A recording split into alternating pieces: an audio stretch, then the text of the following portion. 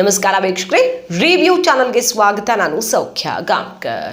ಯಡಿಯೂರಪ್ಪನವರ ಬಹಳಷ್ಟು ಡಿಮ್ಯಾಂಡ್ಗಳನ್ನು ಹೈಕಮಾಂಡ್ ತಿರಸ್ಕರಿಸಿ ಆಗಿದೆ. ಆದರೆ ಇದೊಂದು ವಿಚಾರದಲ್ಲಿ ಮಾತ್ರ ವಿಜಯೇಂದ್ರಗೆ ನಿರೀಕ್ಷೆ ಬಹಳ ಇದೆ ಅನ್ನೋದು ಸ್ಪಷ್ಟವಾಗಿ ಗೊತ್ತಾಗ್ತಿದೆ. ಯಾಕಂದ್ರೆ ಪದೇ ಪದೇ ಮನವಿ ಮಾಡ್ತಾ ಇದ್ದಾರೆ ಮತ್ತು ಬಹಿರಂಗವಾಗಿ ಹೇಳಿಕೆಗಳನ್ನು ಕೊಡ್ತಿದ್ದಾರೆ.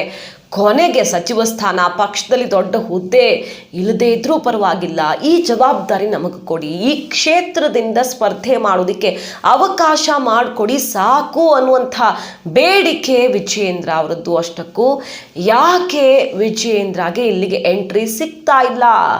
BJP ನಾಯಕರ ಆತಂಕ ಏನು? ವೆರಿ ಇಂಟ್ರೆಸ್ಟಿಂಗ್ ವಿಚಾರ ನಿಮ್ಮ ಮುಂದೆ ಇಡ್ತಾ ಇದ್ದೀನಿ. ಮಿಸ್ ಮಾಡಿದೆ ನಮ್ಮ ಚಾನಲ್ನ ಸಬ್ಸ್ಕ್ರೈಬ್ ಆಗಿ, ಬೆಲ್ ಬಟನ್ ಕ್ಲಿಕ್ ಮಾಡಿದ್ರೆ ಎಲ್ಲ ಅಪ್ಡೇಟ್ಸ್ ನಿಮ್ಮನ್ನು ತಲುಪುತ್ತೆ.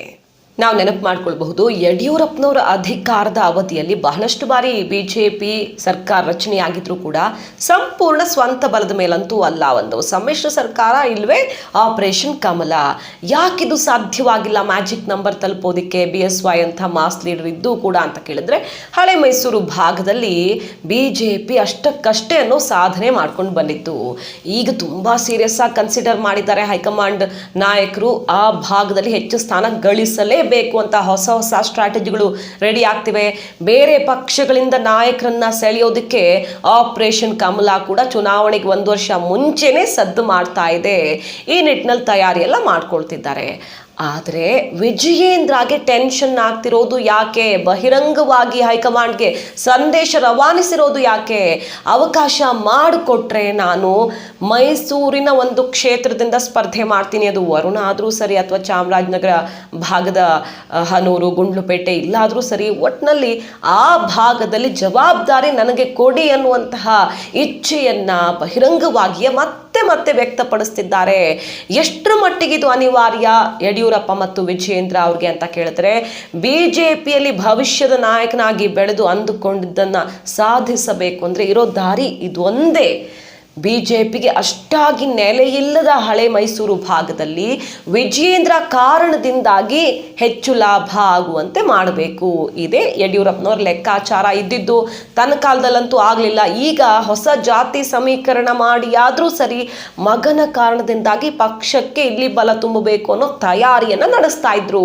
ಫಾರ್ ಎಕ್ಸಾಂಪಲ್, ದಲಿತ ಸಮುದಾಯದ ನಾಯಕ ಎನ್ ಮಹೇಶ್ ಅವರನ್ನ ಕರ್ಕೊಂಡು ಬಂದಿದ್ದಿರಬಹುದು, ರಾಮದಾಸ್ ಅವ್ರನ್ನ ವಿಶ್ವಾಸಕ್ಕೆ ತಗೊಂಡ್ರು. ಬೈ ಎಲೆಕ್ಷನ್ಗಳು KR ಪೇಟೆ ಎಂದೂ ಮಂಡ್ಯದಲ್ಲಿ BJP ಗೆದ್ದಿರಲಿಲ್ಲ, ಆದರೆ ಸಿಕ್ಕಾಪಟ್ಟೆ ಪ್ರಯತ್ನ ಮಾಡಿ ವಿಜಯೇಂದ್ರ ಗೆಲ್ಲಿಸಿದ್ರು ಅನ್ನುವಂತಹ ಸುದ್ದಿ ಜೋರಾಗೆ ಕೇಳಿಬಂತು.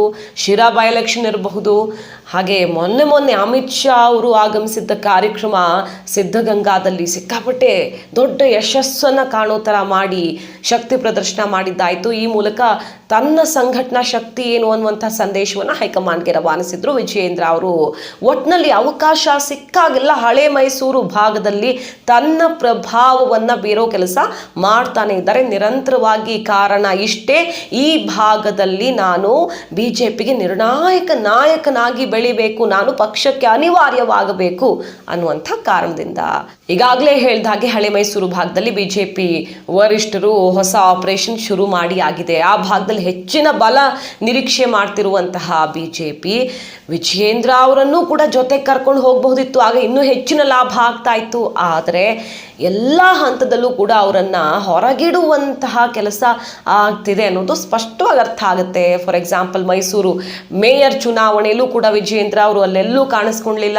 ಹಾಗೆ ಈಗ ಆಪರೇಷನ್ ಅಂತ ಏನು ಸದ್ದು ಮಾಡ್ತಾ ಇದೆ, ಅಲ್ಲಿ ಬೇರೆ ಆ ಭಾಗದ ನಾಯಕರೇ ಹೆಚ್ಚಾಗಿ ಮೆರೆದಾಡ್ತಾ ಇದ್ದಾರೆ. ಬಿಟ್ರೆ ವಿಜಯೇಂದ್ರಗೆ ಅಂಥ ಪಾತ್ರ ಏನು ಸಿಕ್ಕಿಲ್ಲ ಅನ್ನೋದನ್ನು ನಾವು ಇಲ್ಲಿ ಗಮನಿಸಬಹುದು. ಸೊ ಏನೇ ಮಾಡಿದ್ರು ವಿಜಯೇಂದ್ರಗೆ ಈ ಭಾಗದ ಜವಾಬ್ದಾರಿ ಕೊಡಬಾರದು ಅನ್ನುವಂಥ ಯೋಚನೆ ಹಲವು ನಾಯಕರಿಗೆ BJPಯಲ್ಲಿ ಇದ್ದಂತಿದೆ. ಯಾಕಂದರೆ ಈ ಭಾಗದಲ್ಲಿ ವಿಜಯೇಂದ್ರ ಕಾರಣದಿಂದಾಗಿ BJP ಗಳಿಸ್ತು, BJP ಗಟ್ಟಿಯಾಗಿ ನೆಲೆಯೂರ್ತು ಅಂತ ಆಗಿಬಿಟ್ರೆ ನಾಳೆ ಮತ್ತೆ ಅವರು ಅನ್ಸ್ಟಾಪಬಲ್ ಆಗಿಬಿಡ್ತಾರೆ. ಯಡಿಯೂರಪ್ಪನವರ ಕೈಯಲ್ಲಿ ಹೇಗೆ BJP ಕಂಟ್ರೋಲಲ್ಲಿತ್ತು, ಅದೇ ಥರ ನಾಳೆ ವಿಜಯೇಂದ್ರ ಬೆಳೆದು ನಿಲ್ಲಬಹುದು. ಮತ್ತದೇ ತಪ್ಪನ್ನು ಮಾಡ್ಕೊಂಡಂಗಾಗತ್ತೆ. ಯಾಕೆ ಅವರೇ ಬೇಕು, ಬೇರೆ ರೀತಿಯಲ್ಲೂ ಪಕ್ಷ ಸಂಘಟನೆ ಮಾಡಬಹುದು ಅನ್ನೋ ಲೆಕ್ಕಾಚಾರ ಇದ್ದಂತ ಕಾಣಿಸ್ತಿದೆ. ಮೊದಲ ದಿನದಿಂದಾನು BJP ರಾಜ್ಯ ಉಸ್ತುವಾರಿ ಆಗಿರುವಂಥ ಅರುಣ್ ಸಿಂಗ್ ಅವರು ಕಾನ್ಸೆಪ್ಟ್ ಕಾನ್ಸಂಟ್ರೇಟ್ ಮಾಡ್ತಿರೋದೇ ಹಳೆ ಮೈಸೂರು ಮೇಲೆ. ಅವರು ಬಂದಾಗೆಲ್ಲ ಕಾರ್ಯಕಾರಿಣಿ ಸಭೆ ಅಂತ ಹಳೆ ಮೈಸೂರು ಭಾಗದಲ್ಲಿಯೇ ನಡೆಸ್ತಾರೆ ಅನ್ನೋದನ್ನ ನಾವು ನೆನಪು ಮಾಡ್ಕೊಳ್ಬಹುದು. ಬೇರೆ ಪಕ್ಷಗಳು, ವಿರೋಧ ಪಕ್ಷಗಳು ಕೂಡ ವಿಜಯೇಂದ್ರ ಅವ್ರನ್ನ ತುಂಬಾ ಗಂಭೀರವಾಗಿ ತಗೊಂಡಿದ್ದಾರೆ. ಅದಕ್ಕೆ ಬೆಸ್ಟ್ ಎಕ್ಸಾಂಪಲ್ ಅಂದರೆ ಸಿದ್ಧಗಂಗಾ ಕಾರ್ಯಕ್ರಮದಲ್ಲಿ ಅಮಿತ್ ಶಾ ಅವರ ಎದುರಲ್ಲೇ ಮಾಜಿ DCM ಜಿ ಪರಮೇಶ್ವರ್ ಅವರು BJPಯ ಭವಿಷ್ಯದ ನಾಯಕ ಅಂತ ಕರೆದಿದ್ದು. ಹಾಗೆ ಸಿದ್ದರಾಮಯ್ಯನವರು ಮೈಸೂರಿಗೆ ಹೋಗಿ ವಿಜಯೇಂದ್ರ ವಿರುದ್ಧ ವಾಗ್ದಾಳಿ ನಡೆಸ್ತಾರೆ ಪ್ರೆಸ್ ಮೀಟಲ್ಲಿ.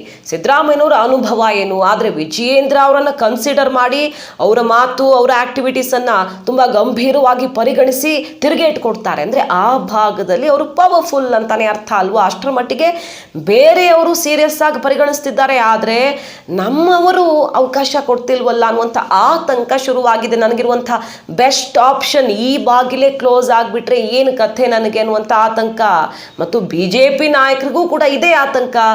ಈ ಬಾಗಿಲಲ್ಲಿ ಇವರನ್ನ ಪ್ರವೇಶ ಮಾಡೋದಕ್ಕೆ ಬಿಟ್ಟು ಬಿಟ್ರೆ ತಡೆಯೋದಕ್ಕೆ ಆಗಲ್ಲ, ವಿಜಯೇಂದ್ರ ಅವರು ಅನ್ಸ್ಟಾಪಬಲ್ ಆಗಿಬಿಡ್ತಾರೆ ಅಂತ.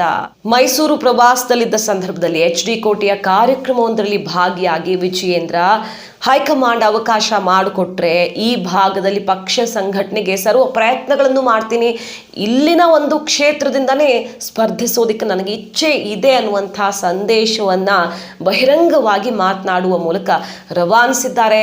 ಇತ್ತೀಚೆಗೆ ನಾವು ಗಮನಿಸ್ತಾ ಇದ್ದೀವಿ, ಮೈಸೂರು ಚಾಮರಾಜನಗರ ಭಾಗದ ಚಿಕ್ಕ ಪುಟ್ಟ ಮಠಗಳನ್ನು ಬಿಡದಂತೆ ಯಡಿಯೂರಪ್ಪ ಮತ್ತು ವಿಜಯೇಂದ್ರ ಅವರು ಅಲ್ಲಿ ವಿಸಿಟ್ ಮಾಡಿ ಶ್ರೀಗಳನ್ನು ವಿಶ್ವಾಸಕ್ಕೆ ತಗೊಳ್ಳುವಂತಹ ಪ್ರಯತ್ನ ಆಗ್ತಾ ಇದೆ. ಹೈಕಮಾಂಡ್ ಪದೇ ಪದೇ ಅವರನ್ನು ಆ ಭಾಗಕ್ಕೆ ಎಂಟ್ರಿ ಆಗದಂತೆ ನೋಡ್ಕೊಳ್ತಿದ್ರು ಕೂಡ ಕೊನೆ ಕ್ಷಣದವರೆಗೂ ಪಟ್ಟು ಸಡಿಲಿಸಬಾರದು ಅಂತ ತಂದೆ ಮಗ ಎಲ್ಲ ರೀತಿ ಭದ್ರ ಮಾಡಿಕೊಳ್ಳುವಂಥ ಲೆಕ್ಕಾಚಾರದಲ್ಲಿದ್ದಾರೆ. ಸಮುದಾಯದ ಬಲ ನಮ್ಮ ಜೊತೆಗಿದೆ ಅನ್ನುವಂಥ ಯೋಚನೆ ಅವರದ್ದಾಗಿದೆ. ಈ ಲೆಕ್ಕಾಚಾರದಿಂದನೇ 2018ರಲ್ಲೇ ವರುಣಾದಿಂದ ಸ್ಪರ್ಧಿಸಬೇಕು ಅನ್ನುವಂಥ ಡಿಮ್ಯಾಂಡ್ ಇಟ್ಟಿದ್ರು, ಆದರೆ ಅದಕ್ಕೆ ಹೈಕಮಾಂಡ್ ನೋ ಅಂದುಬಿಡ್ತು. ಕೊನೆಗೆ ಈ ಬಾರಿ ಆದರೂ ಅವಕಾಶ ಮಾಡಿಕೊಡಿ ಅನ್ನುವಂಥ ಡಿಮ್ಯಾಂಡ್ ಇಡಲಾಗ್ತಾ ಇದೆ. ಏನಾಗತ್ತೆ ಅಂತ ಗೊತ್ತಿಲ್ಲ.